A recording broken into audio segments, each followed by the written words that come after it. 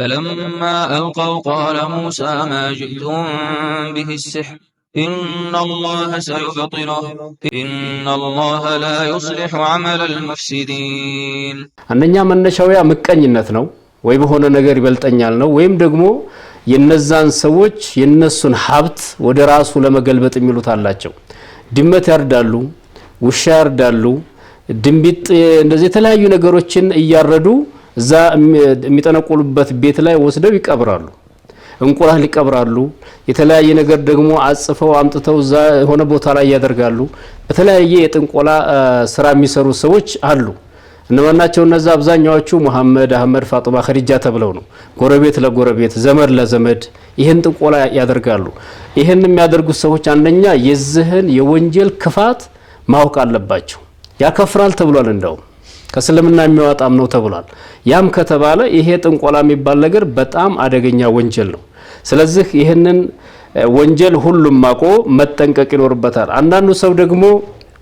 ትዳርን ቢያላት ሴት ከአላህ መሆኑን ረስታ ትዳር ሲዘገይባት ወዴት ትሄዳለች ወደ ጠንቋይ ቤት ትሄዳለች ጠንቋይ ቤት ሄዳ እንግዲህ አላህ Subhanahu Wa Ta'ala ሁሉንም ነገር የራሱ መቃዲር አለው የአላህ የራሱ ውሳኔ አለው የሚሆንበት ቀን አለ ያንን ቀን ጠብቆ ነው የሚሆነው አላህ የወሰነው ነው የሚሆነው ሀብት እንደዚህ ደግሞ ቢያለው ሰው ጠንቋይ ቤት ይሄዳል ጠንቋይ ለጠንቋይ የሚሄዱ ሰዎች በጣም ብዛት አላቸው ሀብት ለማግኘት ወይም ደግሞ የሌላውን ሰው ሀብት ወደ ራሳቸው ለማምጣት እንደዚሁም ደግሞ በትምርት ስራ ያጡ ሰዎች ጠንቋይ ቤት ይሄዳሉ ስራ ሲያጡ ማለት ነው ጠንቋይ ቤት ሄደው እዛ በጠንቋይ አስጠንቁለው በዛ ምክንያት ስራ ለማግኘት የሚሞክሩ አሉ የተለያዩ የጥንቆላ ስራዎች አሉና ይሄ ወንጀል በሙሉ አንደኛ በአላህ Subhanahu Wa Ta'ala ኢማን የቂን እርግጠኝነት ኢማን ከመድከም የተነሳ ነው እና ወንጀሉ በጣም ከባድ ስለሆነ ይህንን የጥንቆላ ስራ መጠንቀቅ ያስፈልጋል ጠንቋዮች አንደኛ ከማን ጋር ነው የሚሰሩት እንደተባለው ቅድም ከሰይጣን ጋር ነው የሚሰሩት ጠንቋይ ዲን የለውም ሃይማኖት የለውም ኢስላም ውስጥም አይደለም አንድ የመናዊ ሳሂር ምናልባት አይታችሁ ሊሆን ይችላል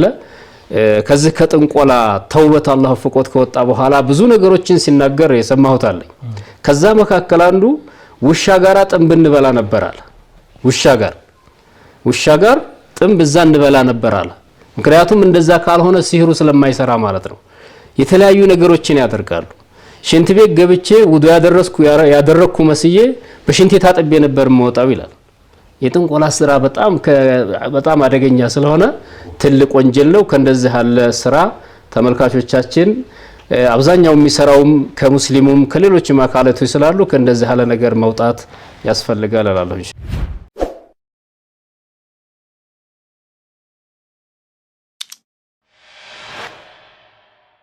نصيحتي إسلام يوقف لهلم